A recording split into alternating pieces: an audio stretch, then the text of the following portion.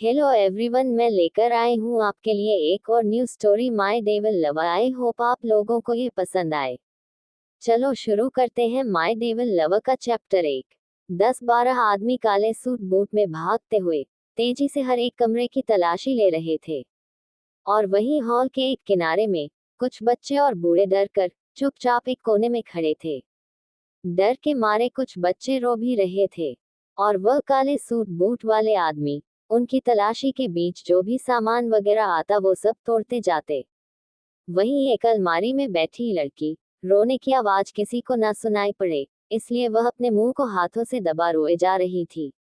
उसके चारों ओर घना अंधेरा था।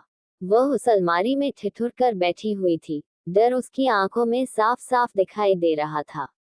कहाँ छुपी हो बेबी, जल्दी बाहर निकलो, अब मुझे गुस्सा आ रहा है, बाहर निकालो फास्ट, किसी ने जोर से चिल्लाकर कहा। और यह आवाज उस लड़की के कानों में पड़ते ही जैसे उसकी रूह भी डर कर कांप उठी हो। डर के मारे अब वह गहरी गहरी सांसें लेने लगी थी, पर जब उसे महसूस हुआ कदमों की आवाज उसके और करीब आ रही है, उसने फिर अपने मुंह को कसकर बंद कर लिया। कदमों की आवाज अब उसके और नजदीक आ रही थी। डर के मारे अब उसकी हालत खराब हो गई थी। बॉस, हमने सभी कमरों की तलाशी कर ली है, पर वो लड़की कहीं नहीं मिल रही, किसी ने उस आदमी से कहा, और वह वहीं रुक गया। कदमों की आवाज रुकते ही जैसे उस लड़की की जान में जान आई। बॉस, कहीं वह बाहर भाग तो नहीं गई, उनमें से एक आदमी ने कहा। तो इंतजार किस बात का कर रहे हो, ढूंढो उसे, मुझे वो हर एक कीमत पर चाहिए, और अगर वह नहीं मिली तो तुम सब अंजाम के लिए तैयार हो जाना। उस आदमी ने अपने सामने रखे हुए गमले को दीवार पर फेंकते हुए चिल्लाकर कहा। यस बॉस, उन काले सूट बूट वाले आदमियों ने एक साथ कहा और तुरंत उस कमरे से बाहर निकल गए। उस लड़की ने जब सबके कदमों को बाहर की ओर जाते सुना, उसने चैन की सांस ली और लगभग 10 मिनट बाद उसने धीमे से अलमारी का दरवाजा खोला और पहले अपने चारों ओर नजर दौड़ाई।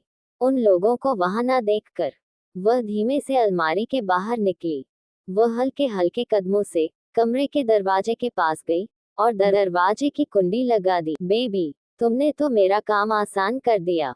इस आवाज को अचानक से सुनते ही वह घबरा जाती है और बिना पीछे मुड़े ही कांपते हुए हाथों से दरवाजे की कुंडी खोलने की कोशिश करने लगती है।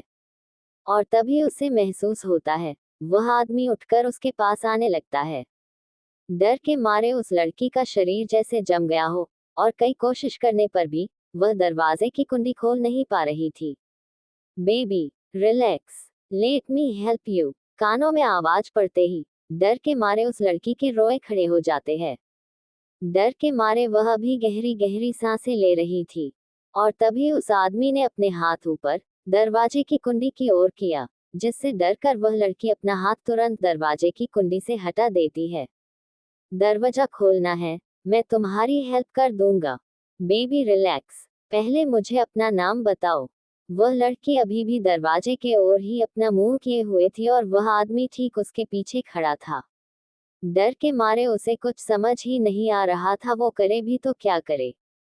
ऐसे ही कुछ समय निकल जाता है, पर वह कुछ नहीं कहती और उस आदमी का गुस्सा बढ़ता ही जा रहा था। वह लड़की अभी भी डर कर सुन्न वहीं खड़ी थी, जब उस आदमी ने उसके बाजुओं को जोर से पकड़ा और उसे अपनी ओर मोड़ दिया। तुमने मुझे समझकर क्या रखा है? जब मैंने तुमसे कोई सवाल पूछा तो उसका जवाब दो। चुप क्यों खड़ी हो? तुम्हें पता भी है तुम्हारी चुप्पी इस पूरे अनाथाश्रम को तहस नहस कर सकती है, इसलिए मेरा समय बर्बाद करने की गलती मत करना बेबी। ओके, अब बताओ क्या नाम है तुम्हारा? उस आदमी ने अपनी जेब से बंदूक निकाल उस लड़की के सर पर निशाना तानकर कहा। बंदूक को अपने सर पर देख वह लड़की डर कर अब और कांपने लगी थी। वह कुछ बोलने की कोशिश कर रही थी, पर जैसे उसके होंठ खुल ही नहीं रहे थे। मैंने पूछा, क्या नाम है तुम्हारा? उस आदमी ने गुस्से में अपनी हर एक शब्द पर जोर देते हुए कहा। कायरा, उद्धरण चिन्ह डॉट डॉट डॉट। उस लड़की ने कांपती हुई आवाज में कहा और उसकी आंखों से लगातार आंसू बहे जा रहे थे। आई लव इट, तुम रोते हुए बहुत खूबसूरत लगती हो। उसने टेढ़ी मुस्कान के साथ कहा। और इतना कह वह उस लड़की कायरा के और करीब चला गया। बंदूक अभी भी उस आदमी के हाथों में ही थी। उसने अपने दोनों हाथों से कायरा के चेहरे को अपने हाथों में पकड़ लिया और उसे किस करने के लिए उसकी ओर झुका। उस आदमी को अपने इतना करीब आते देख कायरा को कुछ नहीं समझ आया और उसने उस आदमी को जोर से धक्का दे दिया, जिससे वह लड़खड़ा कर जमीन पर गिर गया। तुम्हारी हिम्मत कैसे हुई मुझे धक्का मारने की? कहते हुए उस आदमी ने कायरा को थप्पड़ मार दिया।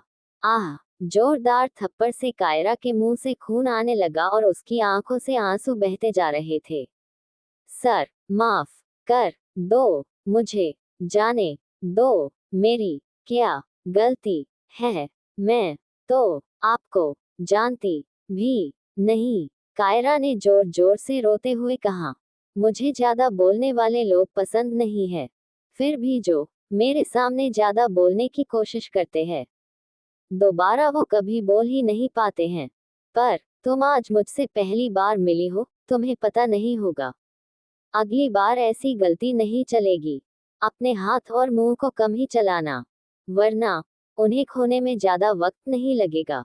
और रही बात तुम्हारी गलती की, तो तुम्हारी गलती इतनी ही है कि तुम मुझे पसंद आ गई हो। अब तुम्हें मेरे कैद में मेरे साथ रहना होगा। अपना मुंह बंद कर, कहते हुए उसने कायरा को जोर से धक्का मार दिया। डर के मारे कायरा जमीन पर धीरे धीरे पीछे की ओर घिसकने लगी और वह आदमी उसके करीब आ रहा था।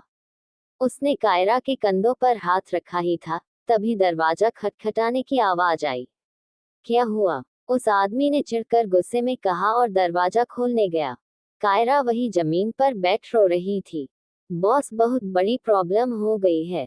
डेविल डेविल लौट आया है, उन 10-12 आदमियों में से एक ने नीचे जमीन की ओर देख घबराते हुए कहा। कौन है यह आदमी और काय के पीछे क्यों पड़ा है, जानेंगे नेक्स्ट चैप्टर में। अगर चैप्टर अच्छा लगा हो तो प्लीज लाइक, कमेंट और सब्सक्राइब जरूर करें।